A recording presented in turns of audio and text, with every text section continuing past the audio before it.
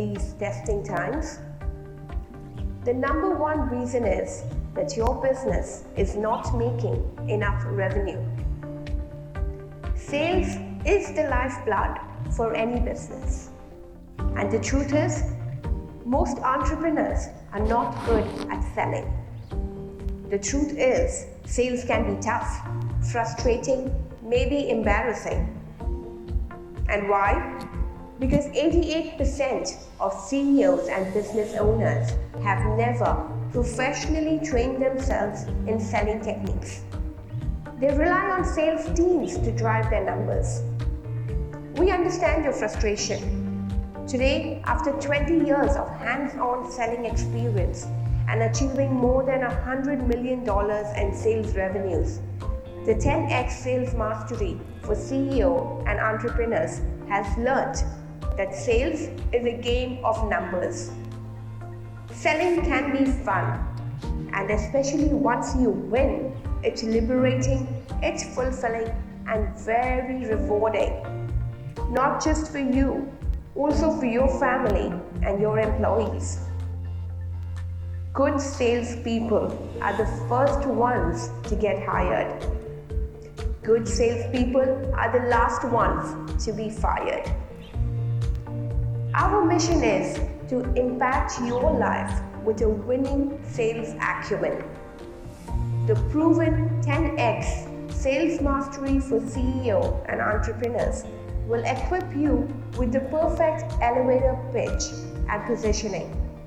It is backed with an intensive weekly accountability tracker that guarantees the performance to make your business revenues not only consistent but also predictable. So here is your challenge. If you want to get really rich, then train yourself in sales like your life depends on it.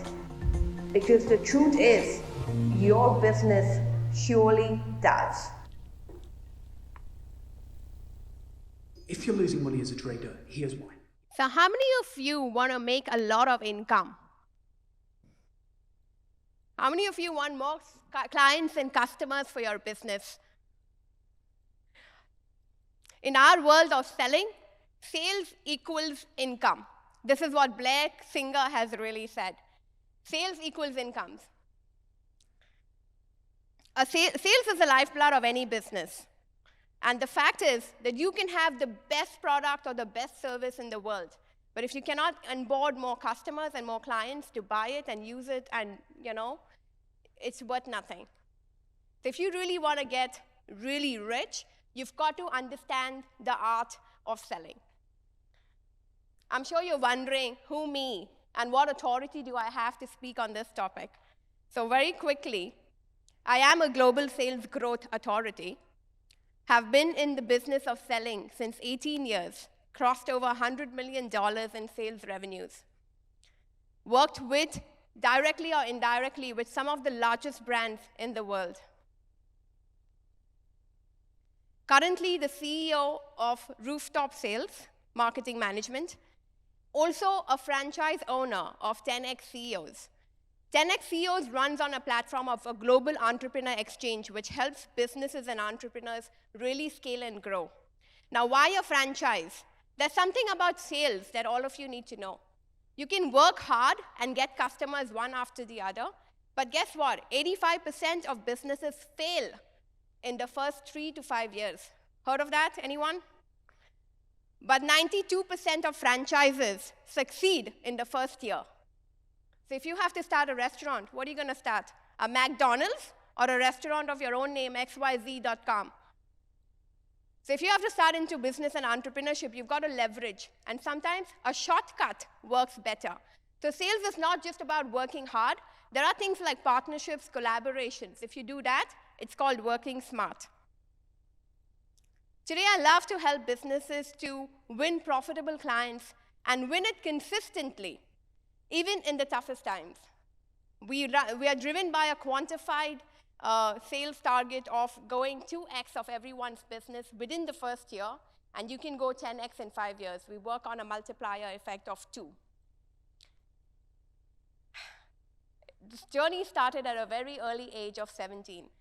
And this was the time when I started selling for a very simple thing of getting more pocket money for myself. And that's when sales came to rescue. Something that I really learned that time, it wasn't easy. And it started with in the 1990s, when we were in the world of pager and communication had just started. And that's when mobile phones were newly launched. This was the time when, big giants like Max Touch, which is Vodafone today, Airtel and BPL back in India, were fighting against each other to get, each other's pie. And I got a little freelance job after school and after college that I could go on the streets and sell the Max Touch SIM cards. I only had to go and meet uncles and aunties on the street and tell them how Max Touch is better than the Airtels and the BPLs of the world, and how the others were not as good as what Max Touch could potentially be. Was it easy? Was it a segment? Was mobile phones a luxury, or was it a necessity? How easy could it be? Walking down the streets, toiling, when my friends could be working, playing, just studying, for all you care. But me managing work with extra school classes and tuitions and homework, and then trying to get an extra buck. What I learned very early on is the simple thing about why people buy. And I learned there's only two reasons that anybody ever buys anything in the world. They want to go towards pleasure. That's where probably a mobile phone technology could come in. Or why do you need a Louis Vuitton? Or why do you need a Rolex? These are leisure products. Are these a necessity? Another way is to save yourself from pain. Which one is easier to sell? Pleasure or pain? Pain, right? Nothing matters. Both are equally good. It just depends on a different sales strategy. But you want to understand where are you addressing. And now, since we're all digital marketeers, you don't necessarily look at it for your own business. You could also potentially look at it for your client's business. Every client that you do a strategy for, you've got to ask this question. Are they a pleasure product, or are they a painkiller? And that's how your strategy should change. Now, let me ask you quickly, what is your relationship with selling? If you love selling, put your hands up to the roof and say, love. If you hate selling, leave your hands down on the floor. If you're neutral, just show me some balloons in the air. If you're neutral, come on. Let me see. Up or down or neutral? How many of you think sales is not for you at all? Have you ever been a child? The best salespeople in the world are kids. They know exactly who is their customer. They know exactly what they can go to their parents for, to their mother, or to the father. Where they're going to get what out of from the grandfather. If you've ever been a child, you've been in sales. Anyone married? Anyone married? Great, you're in sales. Are you still married? You're an expert. You're a sales expert. So sales is like whether you have your own business, or you have a partner, or you want to become a leader. You're constantly selling yourself. If you've ever been employed, you are selling yourself. Sales is a life skill. 7 out of 10 people in the world are not directly into the profession of selling. Only 3 out of 10 normally are. But the point is that the other 7 who are not directly in selling are actually selling more than 50% of the time. Agree? Relevant? So who wants to know more? Sales is the #1 highest paying profession in the world.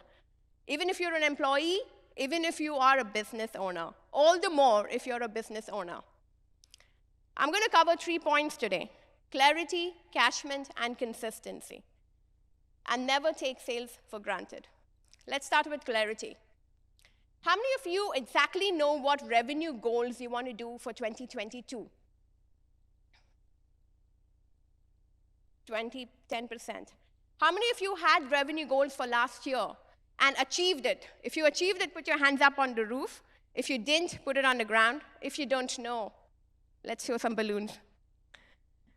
So achieved it. Super. So you all achieved some of it. So it's about 30% of the room that achieved the number. So how many of you actually want to make sure you never miss your number this year? How many are not going to raise your hand irrespective of what I say? Super. So number one is know your numbers. Nothing happens without knowing your numbers. Now, I'm talking now to all of you as digital marketeers. I know we do this for our clients. How many do it for ourselves, for your own companies?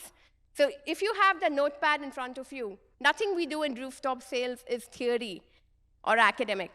Everything we do is practical. We work on real numbers, and that's the only thing we understand because we're salespeople who've created the company. We're not academicians or HR staff. So everyone, let's just quickly write down for your own business this year, what's the number that you're looking for? Annual number. What's the average price of your product? You can have 2 or 3 products. What's the average price of your product? And the quantity is going to come from dividing it by the number that you want. How many clients do you need? Now, one thing I really love about sales when I do sales training for my corporates is I need to move them away from the money part of it because it's the money that brings in a lot of stress on sales. Can we break it down to number and quantity of clients that we want? That's where your lead generation comes, right? Because we're talking about ROIs and stuff, but we're talking quantity. Can we talk quantity instead of revenues? So put your annual revenue goal divided by the average product price. Let's divide it and get how many clients do you need. This is going to give you how many clients you need in a year. To get those clients, how many calls or emails or contact points or proposals do you need to send? And indirectly, what's your conversion rate? Can we quantify this to a number? Can we break this down to per day? This is where the magic lies. When you have this clarity on your wall that this is exactly the number of clients you want, and to get these number of clients, this is exactly the number of calls you need to make, that's when you start making your number and it never becomes something to miss. I'm telling you, when you're in an employment, would you keep your job if you didn't meet your number for 2 months? A salesperson? You could be the highest salesperson achieving in 2019. In 2020, January, you start with 0. You're constantly churning the wheel. Failing is not an option. How many of you agree? Failing is not an option. Let's give a high five to our clients and to our neighbors and say sales equals income. Let's just give a high five. Let's just wake this room up after lunch. Sales equals income, right? Sales is a game of numbers. Let's play to win. We all know our numbers now, I hope. Everyone knows how many clients you need and hopefully how many calls you need to make per day. Okay, break it down for per day. Number 2 is catchment. What's your go-to-market strategy? Who are you going to reach out? Let me ask this. How many of you do lead generation for your own business? Okay, let me change this question. How many of you do paid lead generation for your own business? Paid lead, half the hands went down. So we do it for our clients. You don't do it for yourself? Oh. Did you know an average buyer researches and consumes at least 10 to 12 pieces of content before making a buying decision? I'm sure you're marketeers. We should know. Did you know only 13% of leads convert to opportunities? We're marketeers. We should know. It takes on an average 84 days. So from the time the lead is generated, even if you do paid or organic, today, it could potentially take 3 months to really convert into an opportunity where he says, I am interested, and I want to know more. And that's how long your content needs to keep feeding and educating and nurturing the customer, right? And we know that, and you do that for your clients. Only 6% convert. That could potentially take another half month. So we're talking about 3 to 4 months when you actually convert a lead generated into monetized sale that comes into your client's pocket or to your own pocket. And I would encourage you to think about this for your own businesses rather than for your clients' businesses. Are we all together here? Brilliant. Webinars, anyone? Anyone does webinars or suggest your customers to do webinars as a sales conversion technique, the COVID style or working, the new fad? Webinars have the highest amount of conversion in terms of converting from leads to opportunities, but they don't actually become, they're the least converting sale, only 2%. So people come into webinars, that's a big catchment, but they don't necessarily convert into sales. So you gotta think what you do. The highest conversion is your website, and the second highest is social media. This is from Salesforce. So all those people who said you don't do paid ads or lead generation for your own business, let me ask you this question. How many of you depend on word of mouth? At least 80% and above of your business comes from word of mouth. 80% and above of your business comes from word of mouth. Look around, guys. I want you to see how many hands are up. Almost 80% of the room.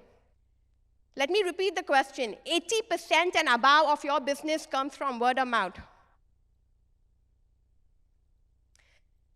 There is a sales process funnel, and you do not skip steps in this. It starts with lead generation, which the marketing of the experts of the world do. Then it goes about qualifying and building rapport. NBAT is basically understanding if that person is worth calling back or not. Technically, we do not even meet a person until you know the NBAT qualifies. What is NBAT? Does he have the need? Does he have the budget? Is he the buying decision authority? And is he got the urgency and the time frame to buy within whatever time that you need? So unless all these 4 boxes check box, we do not even go to meet a person because it's not worth the time. Okay, so in Samsung, we used to do $1 million targets a week. You think I was meeting 1 million customers? No chance, right? So if you really want to scale and do big, what is the way out? Then you do your presentation of your proposal, you do your price, product, market mix, and there's an entire science on each part of these. And then objections. How many of you think objections is a headache? You hate objections. Anyone who hates objections? Show me your hand. You all love objections? You guys have either never sold before or you guys hate objections, and most of the others? Depends. Objections is the best thing that can happen in a sales cycle. Objections, in other words, is feedback. You're getting feedback from your customer. Problem is when you normally send in a price proposal, 80% of the clients stop answering your call. Until you send the proposal, they call you every day, isn't it? Where is your quote? But the minute you send the proposal, do they take your calls? How many know what I'm talking about? Right? Frustrating, right? You send them a quotation, it's like, you've had the big night and now you don't see me again.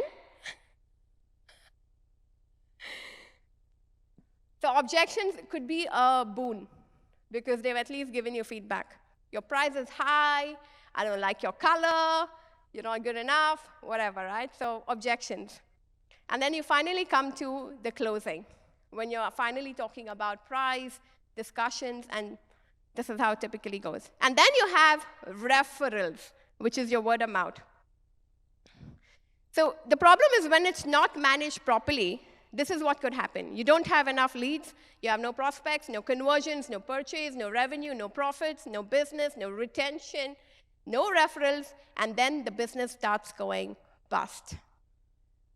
So what from this do you think is the most important in a sales funnel, the most important to focus on? From these steps, what do you think is the most? You can just shout out, since we're a small room. Leads? Who else thinks anything else? Conversion rate, yeah? What else? This side of the table. Retention. Okay. So everything starts from leads. The minute you don't get leads in, everything starts drying out. And for the people who depend on referrals and word of mouth, it's the last pie on the triangle. So in Dubai, we say referrals is an inshallah strategy. In Ramadan, don't think you're going to get. in Christmas or Halloween or Diwali or Holi or anything, God bless your business. Which gets me to the next point, consistency. How many of you have a dedicated salesperson for your business? Very few. How many of you yourself is responsible for driving sales in your business? As a business owner yourself. Please look around. Almost 80% of the room. The self-employment trap. Most businesses normally do sales on an ad hoc, on a when I get time model, or when I don't have anything else model. Do you recommend this for your clients? When you generate leads and nobody calls them, do you think your client is going to like your service? Because they didn't call them. But are they going to blame you for not being able to generate leads that convert? Sales team. To convert a deal into a sale, it could take anything from 9 to 12 to 16 touch points. Is that worth your time?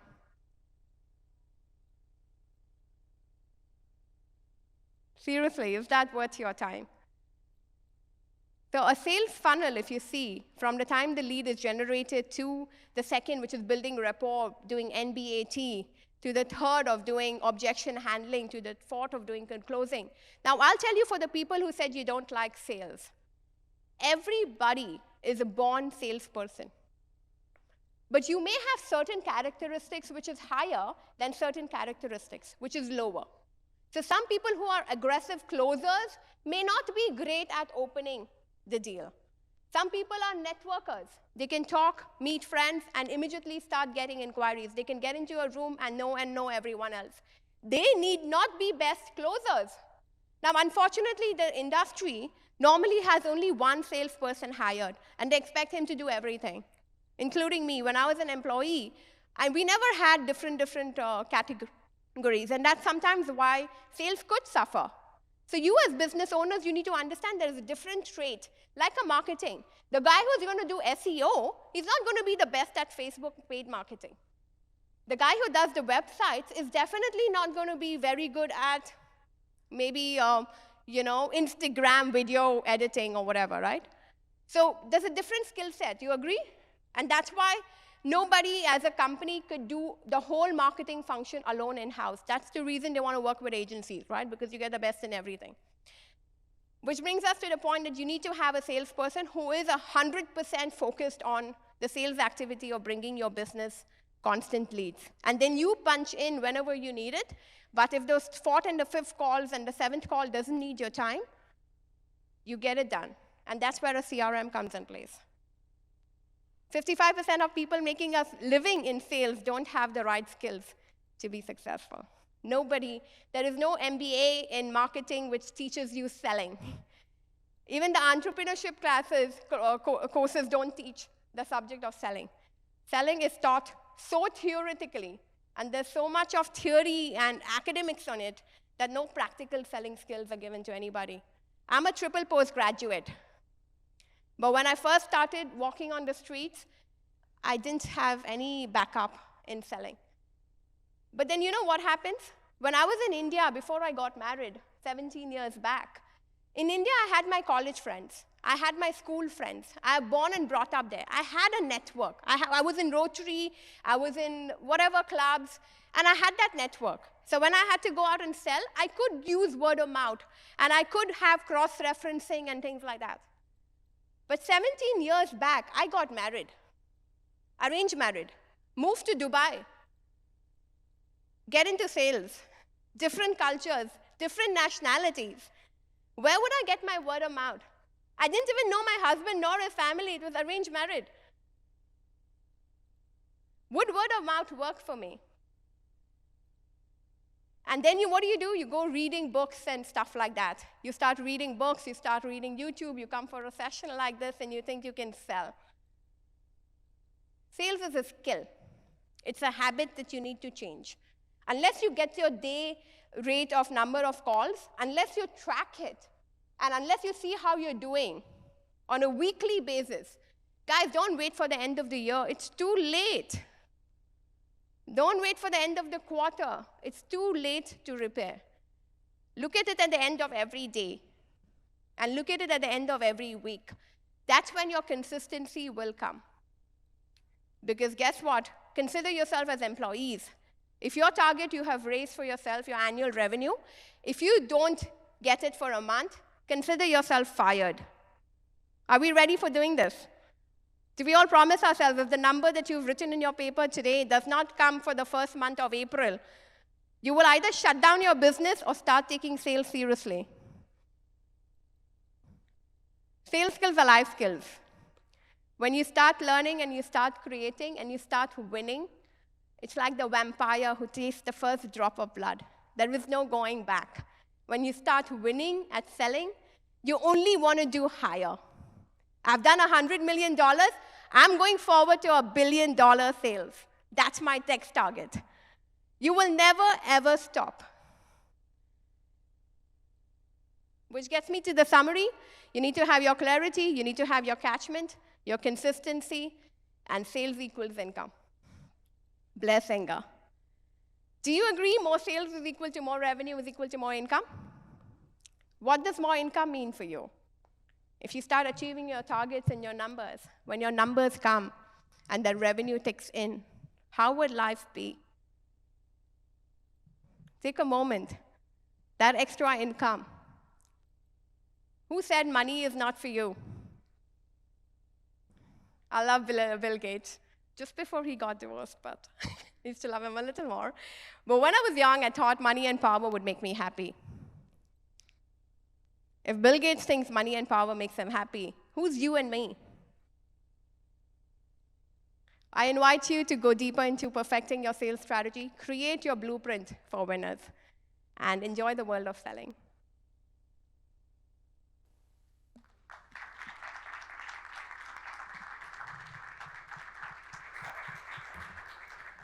Any questions? Just a simple question, because I'm pretty sure you get asked this a lot.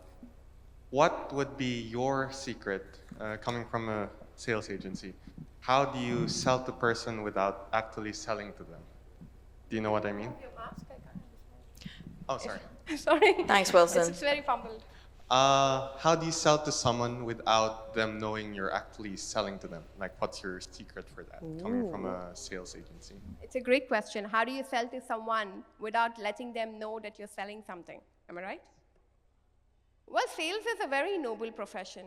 It's actually a match of, firstly, nobody will buy from you if they don't know you as a person. People buy from people. People don't buy products and services. That's the reason when you're not involved in the sales cycle and you depend on salespeople, they take your business and go to another company, to the competition or wherever they go. So step one is always, if you saw this thing, you lead generate, but first one is building rapport. You've got to become a friend. You've got to understand what he is and what he's coming. And the best thing about sales is not selling. It's asking questions, understanding that person fully. So you just want to ask him questions. What is he doing? How do I know my need if he has the need? I'm going to have to ask him questions. I'll get AI. How do I know if he has the budget? I will see what is he buying. What did he use in the past? If he used a very cheap technology and you're selling the Salesforce SAP or something like that, but if he has used something very basic, then, or is he making as much revenue? Then you will know if he's got the budget. But the best thing about selling is not selling. It's about asking questions, understanding his problems, and, NLP sort of a thing, where you just empathize with him and you don't, every time, unfortunately, when we ask questions, we are listening with the intention of responding. But what you should be listening is just from an understanding point of view. Because half the times when someone is telling me whatever his challenges are, I will say, yeah, and I have this to solve that, I have this. You don't start selling. Not until NBAT is completely done. Not until you know he can take a loan to buy your service. My proposals don't go to my customers until I know he's 80% sure. Because I know the minute I will send my proposal, I'm going to have to beg him to answer my call.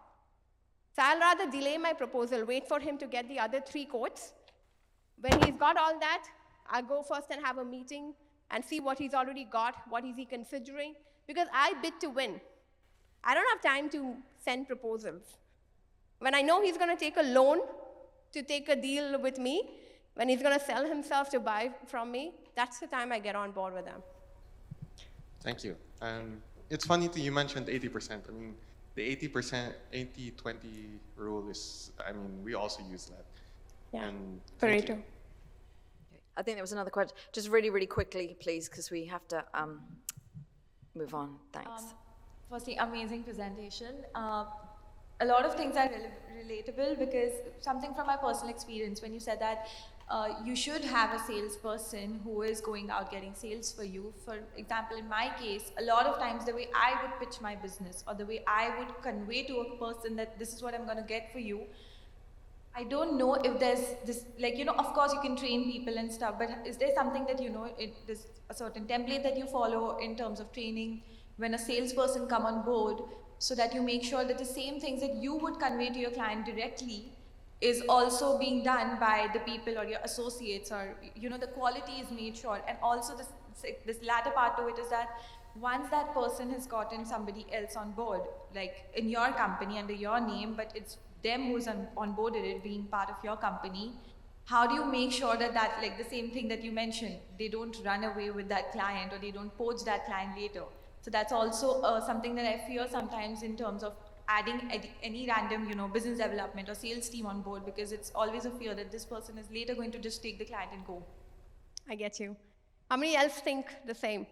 That your salespeople will take it away, and how do you make them say the same thing? That's where systems come in place. You first sit down and write down in a Word document everything that you're doing. We talk about scripts. Everything is scripted. Exactly what to say, what to not say, what to do, whatever. And same for all the other people in your company. Your SEO guys, your Facebook guys, let them sit down and write exactly what they are doing. And that's how you make it as SOP. Then nobody is dependable on anybody. And then you have your CRMs that do the part, and whatever anybody said to whoever is recorded somewhere. And that's where systems come in place. I mean, think about how Oracle became global. Is Larry still selling? He was the best salesperson in Oracle, right? But he's got to have done something. So digital marketing has gone beyond. So unless you do this, you're going to be in a self-employment trap. So you do keep a track of every conversation. You use technology and systems, and you write SOPs, and you start recording things and stuff, and then it just becomes, you don't train the next person who comes. Just pick up the document, tell them, read it, go through whatever. We do role plays at the end of the day. Or do sales trainings. Thank you so much, Alifiya Sura from Rooftop.